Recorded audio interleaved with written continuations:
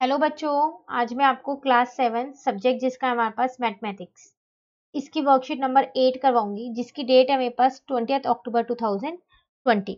ठीक है। आज की वर्कशीट का टॉपिक है हमारे पास ट्राइंगल एंड इट्स प्रॉपर्टी। तो आज हम ट्राइंगल और उसकी कुछ प्रॉपर्टीज के बारे में जानेंगे। ठीक है। सबसे पहले तो यहाँ पर लिखा है हु एम आई। तो यहाँ पर आपको एक एक पहेली दे रखी है। ठीक है, ये आपको बताना है कि हु एम आई, क्या क्या है इस पहेली का आंसर। चलिए देखते हैं। आई एम फाउंड कहाँ पाया जाता है ये? ऑन द रूफ ऑफ हट, हट के रूफ पर। On support of bridge, bridge का सपोर्ट जो। इन सैंडविच ऑफ माँ, माँ के सैंडविच मतलब। ठीक है। इन इजिप्ट्स पिरामिड, ये रहा आपका इजिप्ट्स पिरामिड। और इन किंग्स क्रोन, ये इन किंग्स क्रोन। तो कौन हो सकता है ये जो इतनी सारी जगहों पे पाया जाता है? तो आप देख रहे हो ये सब एक ही शेप के हैं ज्यादातर। वो क्या है? तो ये है आपका ट्राइंगल। सैंडविच ट्राइंगल शेप का होता है, roof of hut triangle shape की होती है, support of bridge triangle shape का होता है, इजिप्ट पिरामिड ट्राइंगल शेप का होता है, और किंग्स के क्राउन ये ऊपर का ये ट्राइंगल शेप का होता है। तो इसका मतलब कौन है? ये ट्राइंगल है। तो आपको भैया किसकी बात की जा रही है? ट्राइंगल की बात की जा रही है। ठीक है। चलिए अब आगे हम यहाँ पर देखते हैं। यहाँ हमसे वो कह रहा है mark 3 non collinear points. Non collinear points ये कौन से पॉइंट्स होते हैं? वो पॉइंट्स जो एक लाइन के ऊपर नहीं होते। ठीक है। जैसे मैं आपको एक एग्जांपल दूं यहाँ पर, जैसे आपके पास एक ये लाइन है ए बी और सी। तो आप देखो ये तीनों एक ही लाइन पे, ये सी यहीं पर ही है। ठीक है, ये तीनों एक ही लाइन पे है ना ये पॉइंट्स। तो ये पॉइंट्स है कॉलिनियर पॉइंट्स जो एक ही लाइन पे है। अब अगर मैं आपसे कहूं ये है ए बी और सी, अब क्या ये एक ही लाइन पे है? नहीं, ये तो नहीं है एक लाइन पे, ये तो तीन लाइनों पे बने हुए। तो ये होते हैं नॉन कॉलिनियर पॉइंट्स। ठीक है। तो आपसे यहाँ पर वही कह रहा है वो कि मार्क क्या करना है आपको? 3 non collinear points, points which do not lie on same line. वो पॉइंट्स जो एक लाइन पे नहीं होते, A B C on the paper. Join them, what is the figure obtain. कह रहा है आपको क्या करना है, एक पेपर पे ना 3 पॉइंट्स बनाने और उन तीनों पॉइंट्स को ज्वाइन कर दो। अब बताओ कौन सी फिगर बनी वो तीनों पॉइंट ज्वाइन करने के बाद? तो आपकी वो फिगर ट्राइंगल ही बनी होगी। आप बना के देखिएगा एक बार जरूर, सब बच्चे बना के देखना। एक पेपर पे 3 पॉइंट्स लेना, ए बी सी कहीं पर भी ले लेना पेपर पे, और उन तीनों पॉइंट्स को ज्वाइन कर देना आपस में। अब फिर बताना कि वो कौन सी फिगर बनी, ट्राइंगल बनी या नहीं बनी। ठीक है, मुझे कमेंट बॉक्स में भी बताना कितने बच्चों की ये 3 पॉइंट से ट्राइंगल ही बना। ठीक है ना। तो देखो ये रहा वो आपका triangle. It is a closed figure of 3 line segment. आपको पता है ये एक बंद फिगर है, क्लोज्ड मतलब बंद फिगर है, और इसमें 3 लाइन सेगमेंट्स हैं, 1 2 और 3। ठीक है। कौन कौन सी साइड है इसमें? ए बी, बी सी और सी है। 3 साइड है, 3 ही वर्टेक्स है, वर्टेक्स मतलब कोना, और 3 ही एंगल है। एक एंगल ये रहा, एक एंगल ये रहा, और एक एंगल ये रहा। तो एंगल ए, या तो आप उसको एंगल ए लिख दो सीधा, या फिर बी ए सी लिख दो। देखो जिस एंगल की हम बात करते हैं ना, वो एंगल हम हमेशा बीच में लिखते हैं। ए की बात करूं, ए बीच में है। आप साइड में आप इधर बी लिख दो और इधर सी, या फिर आप इधर सी और इधर बी भी लिख सकते हो। ठीक है। अब मैं एंगल बी की बात कर रही हूँ, तो एंगल बी बीच में रखूंगी और जो 2 पॉइंट्स बचे उनको साइडों में लिखूंगी। सिमिलरली जब मैं एंगल सी की बात करूंगी तो सी यहाँ लिखूंगी। ठीक है। और इधर उधर उसके जो 2 पॉइंट्स बचे हैं वो लिख दूंगी। तो एक ट्राइंगल में 3 साइड होती है, 3 एंगल होते हैं और 3 वर्टिसेस होते हैं। ठीक है ना। चलिए अब हम आगे देखते हैं। अब आते हैं हम अपने मीडियन पे। मीडियन क्या होता है? सबसे पहले हम इसकी डेफिनेशन कर लेते हैं मीडियन की। A line segment joining a vertex to the midpoint of the opposite side of a triangle। कह रहा है एक लाइन सेगमेंट होती है जो एक वर्टेक्स से जाती है और अपोजिट साइड के मिड पॉइंट पे कट करती है, मिड पॉइंट पे होती है। तो देखो जैसे ए मैंने वर्टेक्स ली, इसकी अपोजिट साइड मतलब इसके सामने वाली साइड, तो वो साइड है इसकी बी सी। तो इस वर्टेक्स से मैंने ये जो लाइन ड्रॉ की है ए डी। ठीक है ना। तो जो ये डी पॉइंट है ना, ये बी सी का मिड पॉइंट है, ये वाला। तो इससे जो वो लाइन ज्वाइन हो रही है उस वर्टेक्स पे, ए वर्टेक्स पे ज्वाइन हो गई ना ये डी और ए, तो इसको हम बोलेंगे मीडियन। ठीक है। तो कोई भी एक लाइन सेगमेंट जो एक वर्टेक्स से, जो उसकी जो अपोजिट साइड है उसके मिड पॉइंट पे ज्वाइन हो रही हो, उसको हम बोलते हैं मीडियन। और ये इसको बराबर के पार्टों में काटती है। इसका मतलब अब मेरा B D is equal to क्या होगा? डी सी होगा। ठीक है ना। अब आप सोच रहे होंगे फिर हमने ए वर्टेक्स क्यों ली? हम बी वर्टेक्स से भी तो बना सकते हैं और सी से भी, तो वहां पर ये दोनों भी आपकी ये बनी हुई है। बी वर्टेक्स से बनाओगे तो उसके बी के सामने वाली अपोजिट साइड होगी ए सी, उसका मिड पॉइंट है ई, तो उससे ज्वाइन हो गई। अब आपकी ए ई बराबर हो गई है ई सी के, ठीक है ना। अब अगर आप सी वर्टेक्स से बनाते हो तो उसके सामने वाली साइड है ए बी, ठीक है, तो ये इसका मिड पॉइंट है, तो ए एफ बराबर हो गई अब आपकी एफ बी के, ठीक है। तो ये आपकी मीडियन है और ये आपकी मीडियन है, ठीक है।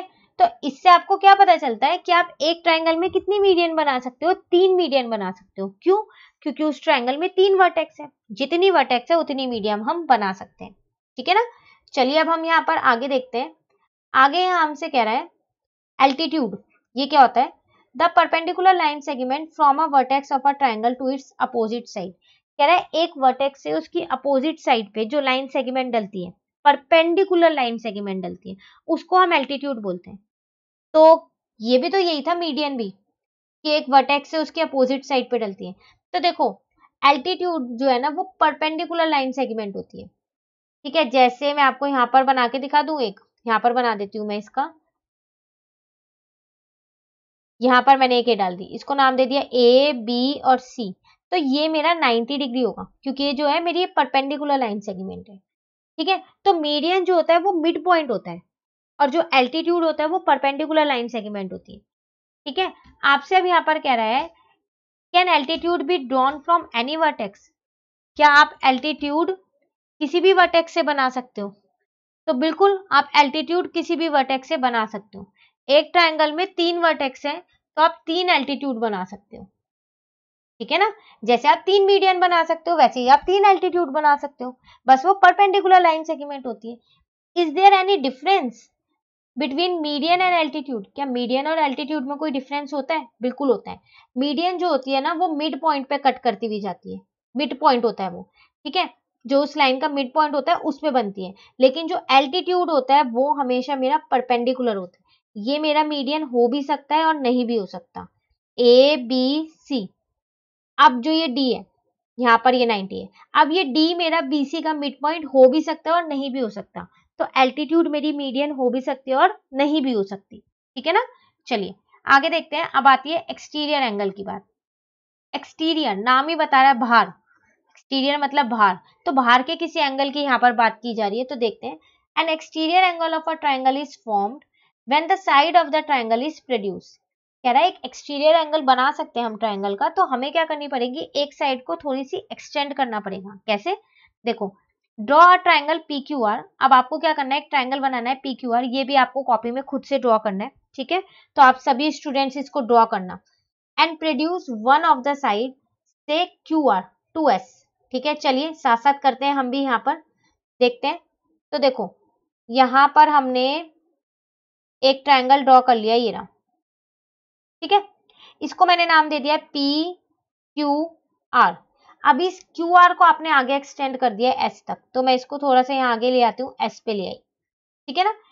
Angle formed at vertex R, इस वर्टेक्स पे कौन सा एंगल बना है, ये वाला एंगल, ठीक है। जो ये वाला एंगल आपका बना है, ये पूरा मैं शेड कर देती हूँ इसको, ये पूरा एंगल आपका क्या होगा, ये पूरा आपका होगा एक्सटीरियर एंगल, ठीक है ना। तो ये आपका एक्सटीरियर एंगल यहाँ से आ गया। आगे आपसे कह रहा है एंगल पी आर एस, नाम इसका क्या होगा, पी आर एस, ठीक है। अब कह रहा है name the adjacent angle to P R S. P R S का एडजेसेंट एंगल कौन सा होगा, इसके साथ वाला एंगल ना, तो इसके साथ वाला एंगल तो यही है। मैं इसको डार्क कर देती हूँ थोड़ा ताकि आपको ये क्लियर दिखे,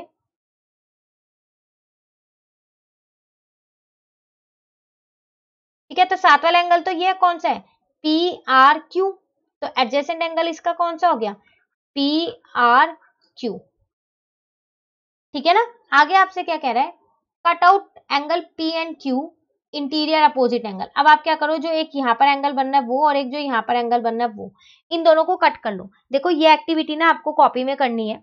आपको एक ट्रायंगल बनाना है पहले पी क्यू आर एस, अगले स्टेप में दूसरा ट्रायंगल बनाना है पी क्यू आर एस, उसको एक्सटेंड करते हुए दिखाना है एस पॉइंट तक, ठीक है। और यहाँ पर ये एक्सटीरियर एंगल मार्क करना है।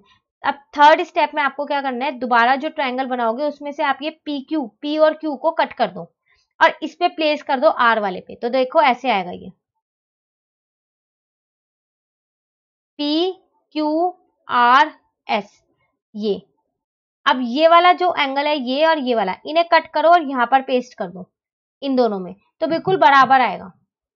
आर को बिल्कुल कवर करना है अच्छे से। तो आपको पता है क्या मिलेगा कि जो ये वाला एंगल है ना, बाहर वाला एंगल, ये कुछ नहीं है, इन दोनों का सम ही है। अगर आप इन दोनों को जोड़ दो ना, P और Q को, तो आपका ये बाहर वाला एंगल निकल के आ जाएगा। वही चीज यहाँ पर लिखी हुई है। ठीक है, ये एक प्रॉपर्टी होती है आपके पास, exterior angle is equals to the sum of the interior opposite angle. इसके अपोजिट एंगल्स जो होते हैं उनके इक्वल होती है। ठीक है, चलिए अब आते हैं हम जो क्वेश्चन हमें खुद से करने हैं। देखो क्वेश्चन 1 है आपके पास, इन ट्राइंगल PQR, एक पूरा ट्राइंगल आपको दे रखा है PQR, D जो है ये आपका मिड पॉइंट है, इसका मतलब PD आपकी मीडियन है। मैं यहाँ लिख देती हूँ PD मेरी मीडियन है, यहीं पर ही मीडियन ऑफ QR हो गई। ठीक है, D is the mid point of QR। PM क्या है भाई, ये तो आपको दिख रहा है, परपेंडिकुलर लाइन सेगमेंट है, तो ये क्या होगा, एल्टीट्यूड होगा, तो इसको हम एल्टीट्यूड लिख देते हैं। ठीक है ना, PD ये तो हमने पहली फिगर देखते ही बता दिया था कि हमारी मीडियन है, क्वेश्चन रीड करते ही। कह रहा है क्या QM MR के बराबर होगा, QM MR के, नहीं बिल्कुल नहीं होगा। ठीक है, तो नो है ये। अगर वो आपसे कहता है क्या QD DR के बराबर होगा, बिल्कुल, क्योंकि ये मीडियम है, तो मीडियन है तो दोनों पार्ट्स में काट रही होगी, इक्वल पार्ट्स में, पर QM MR के बराबर नहीं है। अब वो कह रहा है एंगल PMR, PM और R, ये वाला एंगल ये कितना है, तो ये आपके पास 90 डिग्री है। ठीक है, इज इक्वल्स टू कितना होगा ये, 90 डिग्री।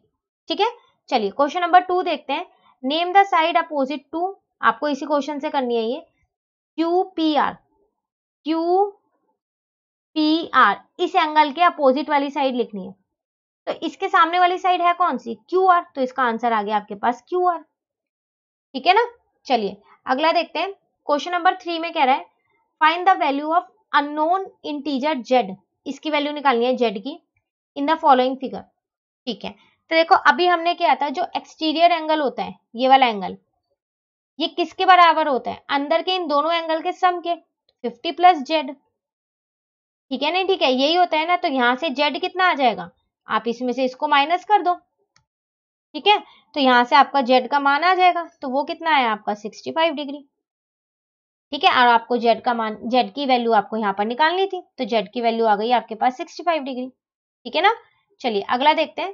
क्वेश्चन 4 कह रहा है find the value of exterior angle X, अब इसकी वैल्यू आपको निकालनी है, फॉलोइंग फिगर। सेम वही, बाहर वाला एंगल इन दोनों को प्लस करके आना था, 50 प्लस 70 को, तो X कितना आ गया आपका 120 डिग्री, दोनों को प्लस कर दो तो आ गया आपका X 120 डिग्री। ठीक है ना, चलिए लास्ट क्वेश्चन आपसे वो कह रहा है write 5 triangular shapes that you see in daily life. कह रहा है कोई सी भी ऐसी 5 चीजें लिख दो जो आप डेली लाइफ में देखते हो, लेकिन वो ट्रायंगल शेप की होनी चाहिए। तो ये क्वेश्चन में जो आप आंसर लिखोगे ना, वो खुद से लिखोगे, जो मैं यहाँ पर लिख रही हूँ वो वाले एग्जाम्पल्स आप नहीं लिखोगे। ठीक है, आप खुद से पहले अपने डेली लाइफ में देखना कौन कौन सी शेप्स होती हैं जो ट्रायंगल शेप की होती हैं, और उनको लिखना। ठीक है, और मुझे कमेंट बॉक्स में जरूर बताना कि आपने कौन कौन सी शेप्स लिखी है। ठीक है, उनके नाम कौन कौन से लिखे हैं वो जरूर बताना। चलिए मैं यहाँ पर लिख देती हूँ, जैसे मैंने फर्स्ट पे लिख दिया सैंडविच, सेकंड पे मैं पिज्जा लिख देती हूँ, कुछ ऐसी चीजें होती हैं जो हम सबको ही बहुत अच्छी लगती है। ठीक है ना, थर्ड पे क्या लिखूं, थर्ड पे मैं नाचो चिप्स लिख सकती हूँ, आप सबको पता होगा ये क्या होते हैं, और कुछ बच्चों के तो शायद ये फेवरेट भी होंगे, है ना। फोर्थ पे चलो खाने की चीजें बहुत हो गई हैं, और कुछ आसपास की चीजें देख के लिखते हैं। तो एक मैंने क्या किया, एक मैंने क्लोथ हैंगर लिख दिया, आप सबके घर में होगा क्लोथ हैंगर। ठीक है, तो आप देखना कि वो ट्रायंगल शेप का ही होता है। ठीक है, और एक मैंने ट्रैफिक साइंस लिख दिए। ठीक है, तो ये मैंने 5 मैंने लिखी है ट्रायंगुलर शेप्स। अब 5 आपको बतानी है कि आपने क्या सोची, ये मैंने सोच के लिखी है, अब 5 आप बताने वाले हो मुझे कमेंट बॉक्स में कि आपने क्या सोचा था, इससे डिफरेंट सोचना। ठीक है, और बताना जरूर मुझे आप। इसी के साथ हमारी आज की वर्कशीट यहीं पर ही खत्म होती है, जिसमें 5 क्वेश्चंस थे। ठीक है ना, ये वर्कशीट हमारी हुई कंप्लीट। अब जो वर्कशीट नंबर 9 है वो हम अपनी नेक्स्ट वीडियो में करेंगे। ठीक है, आपको वीडियो अच्छी लगी तो इसे लाइक जरूर कीजिएगा और मेरे चैनल को सब्सक्राइब कीजिएगा। Thank you.